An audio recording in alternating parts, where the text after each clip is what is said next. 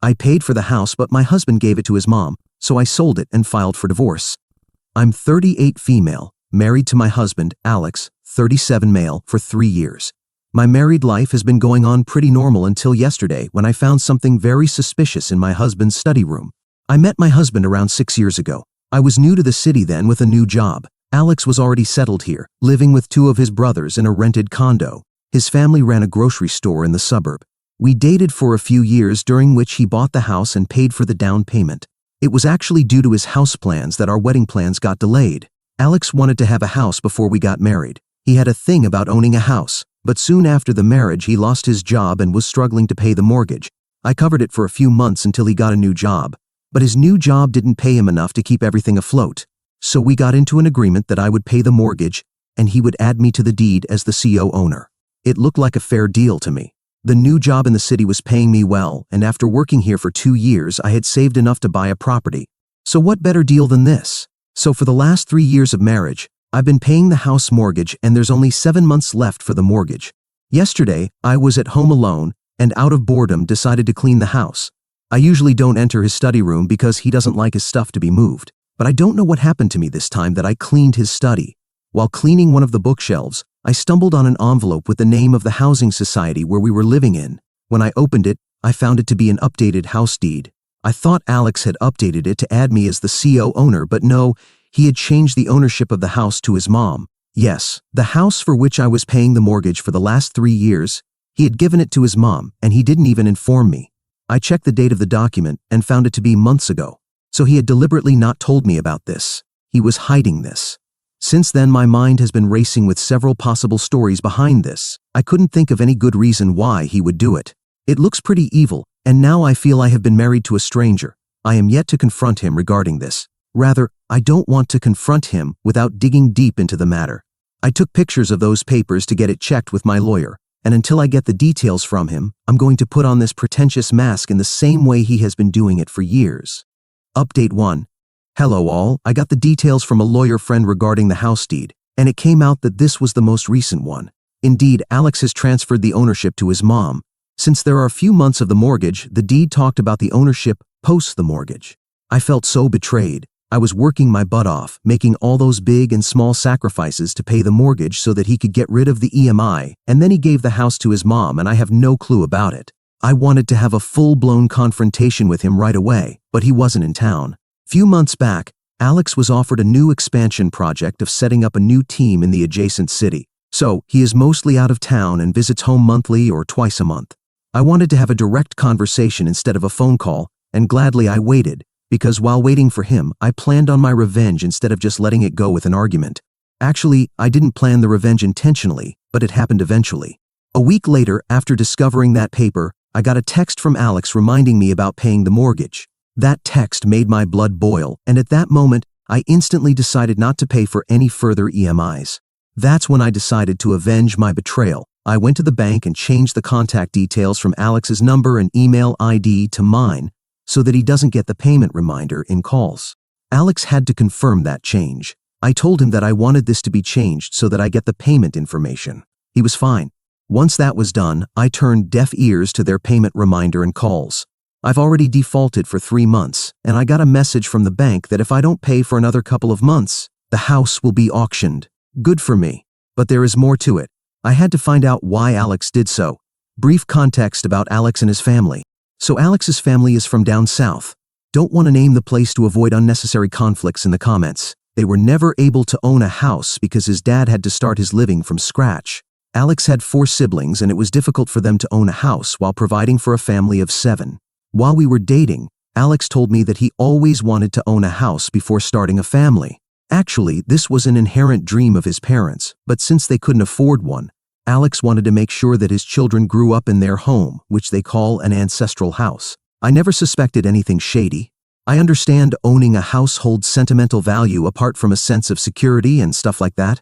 It could also be possible that he wanted to have it for his parents and hid his intentions from me because I would disapprove. I mean, obviously anyone would disapprove of that. I understand the sentiment and emotional connection to do something for your parents which they have been longing for years, which they couldn't afford. With due respect to that, we cannot ignore that it should be from his money and not mine. He cannot do this keeping me in the dark. Anyways, It is needless to say that our married life went for a toss. We both were playing mind games. As a couple, we were never very cheesy and mushy. Sometimes I used to initiate romantic date nights, but now I stopped doing it, and Alex never complained about it. Also, he was living in a different city for the project and occasionally came home, making everything so much better for me. I'll make an update if anything progresses. Update 2. Hello all, thanks for all the suggestions. Some of you commented asking me to find the reason behind his move, instead of assuming things and ruining everything. Even my lawyer friend suggested so. I thought about it and decided to dig into the matter. Initially, I tried to find out the truth myself, but after brainstorming a lot, I still was not able to figure out anything. Yes, I was anticipating an angle of affairs as well. I tried checking his phone when he came home, but it was clean. Instead of spending days and nights scratching my head, I hired a PI on Alex. It was expensive, but it was worth it to get rid of the uncertainty I was going through. It took almost a month for the PI to get me all the details. Apart from the already known information like the ownership of the house and family history of Alex, there was one thing that came out, and it was about Alex's ex, Jay. She was not a mere ex but his fiancée. They were engaged. A month before the wedding, something happened and their relationship turned hostile. It happened a year ago before I met Alex, so there was no cheating involved. The concerning part was, Alex never told me about this. This was not just a fling that would have slipped his mind. They were about to get married. The agency gave me the details of that woman. I looked up about her on social media and saw that she was quite well off. Her father was a real estate businessman. A few days later, I showed up at her office. She was married. Just showing up at her house to talk to her ex-fiancé didn't sound decent. I introduced myself as Alex's wife and told her it was something important. She agreed to talk. I asked her about the reason for their breakup. She was reluctant to talk about her personal life. She seemed like a genuine person to me, and I had no option but to spill the beans first to get the information. I told her about the house stuff and she smiled. She was like, oh, finally, he was successful in trapping someone for the house. Then she put down her guard and told me everything. She met Alex at a common friend's party and they hit it off. They dated for a year, in which Alex expressed his desire to own a house. Felt like a déjà vu moment for me. Her father was into real estate, so she took his help to get some good property deals for Alex. But he kept rejecting one after another, saying it was beyond his budget. She was already living in a house gifted by her father. So Alex moved in with her instead of buying his own. They got engaged, but soon after that, Alex pestered her for transferring the house to his name. She tried to convince him that it didn't matter who owned it since they were getting married. But Alex used his sob story to manipulate her into giving the house to him. His sob story was as in how his parents were never able to afford their own house and how he always wished to have a property in his name. She was almost convinced to give him that sentimental satisfaction, but her father intervened and disapproved of Alex's request. Alex tried to manipulate him too, and he agreed to let Alex co-own the house, but was also asked to sign a prenup, which said that if there was a divorce, the house would go to her and under no circumstances. Alex could sell it or make any changes in the ownership of the house. Alex refused to sign the prenup and eventually called it quits. When I narrated my story of how I ended up paying for the mortgage, she smiled and affirmed that it was all an act to trap me into this. She also told me that Alex's parents are very conservative people, and they were allowing him to marry her only because of her wealth. In Jay's case, when this matter was discussed, my mother-in-law was very aggressive in pushing her to agree to Alex's terms, and in one of the arguments, she admitted that she doesn't like modern girls of our ethnicity because we are too dominating. It sounded quite believable because I was never able to get along with Alex's family. Rather, we never got to spend a lot of time together. Alex kept me aside, saying his family is conservative and he doesn't want to ruin my peace by letting them meddle in our life. Jay said that it was to keep me away from suspecting anything fishy. My mother-in-law was a cold person, that's true, and Alex never left me alone with her. I thought he was protective of me, but he was protecting himself and his family. I asked Jay if it's possible that Alex has changed now. She says she highly doubts it. She told me up front that once Alex got the house, he would divorce me and marry someone of his own community who was more homely and submissive. I wonder why he didn't marry someone of his choice in the first place. Jay said that the woman of his choice can't afford a house to give to Alex. That sounded outrageous, but it does make sense now. I wasn't thinking about the divorce until now, or maybe it was there at the back of my head and I was not acknowledging it. Let's see how it goes, but what information I got from Jay, I'm pretty sure that Alex is not the person he's been acting all this while. P.S. For people who still think I'm evil and letting go of the house without any confrontation with Alex, I'm not going to justify myself because I know what I'm doing is right at this moment. He tricked me into this, and now he's going to pay for it. Even if he does not intend to divorce me, he still has concealed so much crucial information for me, which hints at his malicious intentions. I have been betrayed badly. I know I don't care about his emotions at all. Update 3. I have been longing to make this update. The house is finally up for auction. I defaulted on the loan for 6 months and didn't respond to any of the payment calls. I got an email from the bank that they are sending a formal letter of intimation with the final deadline to pay the mortgage. Alex was in the city at the time, but I ensured that the letter didn't reach him. I was tracking it closely, and as soon as it was dropped in my mailbox, I picked it up and destroyed it. Evil, yeah. Then, last month, bank officials showed up at the house, telling me the outcome of defaulting it further. They informed me that if I didn't pay within the next 30 days, the house would be put up for auction.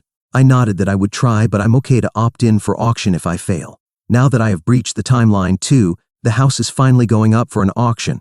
Also, one more thing.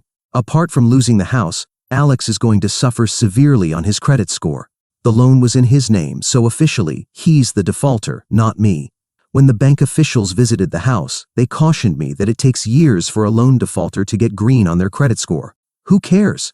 Good for my man. I received an intimation from the bank to be present for the auction. The owner of the house has to sign the final papers to hand over the possession. So basically, the intimation was for my husband because the loan was in his name. Since he has now changed the ownership to his mother, not sure how this is going to work. Edit to add, my lawyer friend clarified that the house is a bank's asset until the mortgage is covered. Once it's over, it would be handed over to Alex, and then he can transfer it to anyone he wants. So the document I found in his study was basically a will of sort of thing, which was like, the house would go to my mother-in-law after the mortgage was over. Any which ways he faltered on the promise he made to me that he would add me as the co-owner of the house. After meeting Jay, I'm pretty sure of his malicious intentions. My gut feeling is that he is betraying me. Update 4. The house is sold, but after a lot of drama, I'm glad I didn't get manipulated by Alex and his pretentious family. First of all, I had no clue how the auction procedure worked. I thought it would be like a normal one where all the bidders would place their quotation and the highest bidder gets it, and then they move into the house, and we move out. No, it doesn't work like that. The bank had to put up the house for a sale at a price that would cover their mortgage amount plus a premium interest rate on the principal amount. Meanwhile, we were given an eviction notice. I rented a house for myself when the notice came, so I shipped all the furniture and house decor with me. Only the stuff that particularly belonged to Alex, like his clothes and accessories, I left in the garage. The bank officials told me that whenever they got a suitable buyer, they would call us, and Alex had to sign the final paper to hand over the house. I was waiting for the house to be sold first before breaking the news to Alex, but he showed up unexpectedly. He was shocked to find the house locked and his stuff lying on the front porch. He called me asking where was I. I told him at work. He was yelling at me as to why his stuff was scattered outside. I told him that the house was no longer his and the bank had seized it. He lost his mind. I was not able to see his expression on the phone call, but I'm sure he would have been flustered red with anger, and I was enjoying it. He bombarded me with a sort of questions of how, why, when. I said I was at work and needed to hang up, and if he needed any further details, he could meet me at a cafe outside my office in the evening. My God, I'll tell you, he was at my office within an hour, but I didn't meet him until I wrapped up my day. He was just so furious to see me. He understood that I was messing around with him. He was like, "What did you do?" Before I revealed my cards, I wanted to see how far he could go. I said I defaulted on the loan because I had other commitments. He was like, "Why didn't you tell me?" I said I was afraid, and I had no clue that the house would be seized in case of a default. Maybe if he were not in a public place, he would have banged my head against the wall. I was cracking up from the inside on seeing him like that. He went on and on saying how precious that house was to him. It was his dream house and I had shattered it. He blurted out, "What's the point of marrying someone outside his community against his parents when he couldn't gain anything out of it?" It was shocking for me, but I didn't lose my resolve. When he was done venting out and abusing me, I gave him the paper I found in his study. He stood silent. He was like, "I can explain." He said that his parents had saved lifelong and they paid for the down payment of the house, so for their happiness he had just named them as an heir to the house. He was like, "My parents were already in their 70s and would die before us, so they would never be able to inherit the house. It would be ours always." That was such a dumb thing to say. I asked him why he hid that information and why he didn't make me the CO owner of the house as he had promised, and most importantly, why he hid his past with Jay. He was shocked to hear her name. He was like, "Oh, that witch manipulated you." I said that the house was still not sold to others. If he was so keen about it, he could always pay the mortgage money and get it back from the bank. He said he didn't have that much money and pleaded with me to do something about it. I refused. He threatened me with a divorce and fraud case of defaulting on the loan. I said, go ahead, but be ready to pay the price for that, and yes, the money which I had paid for the house mortgage for the last 3 years. The same day, his mom called me and requested me for a meeting. That lady had never spoken to me in a complete sentence until that day, and now she was all so sweet. I went. It was about the same request of saving the house. I said, how does it matter to her, because it was not her house? She was lost for words and could not hide her true self. She turned bitter and said, that's why I don't like girls of this country. They are big mouths like you and use their brains a lot more than required. My son is going to divorce you and marry the girl in our community, then you'll understand. I laughed at her face and said it was not in the 1950s and that she could threaten me with a divorce and get away. The same evening I called up my lawyer friend and asked her to proceed with the divorce papers. I claimed the money I paid for the house and the compensation. I'm not sure if he would be able to hear that, but I don't care. People like Alex who prey upon others' emotions for their own benefit need to pay the price. When he got the papers, he called and pleaded with me to reconsider the divorce terms, as he could not pay the huge amount, and that his parents had to sell off their grocery store to settle the amount. I said I didn't care and hung up. I'll make an update after the divorce is done. Until then, I'm living my life freely and I have already gotten over this man in the last 7 months. So yeah, I'm cool about the whole separation thing. I also don't have a kid, which makes a lot of it better.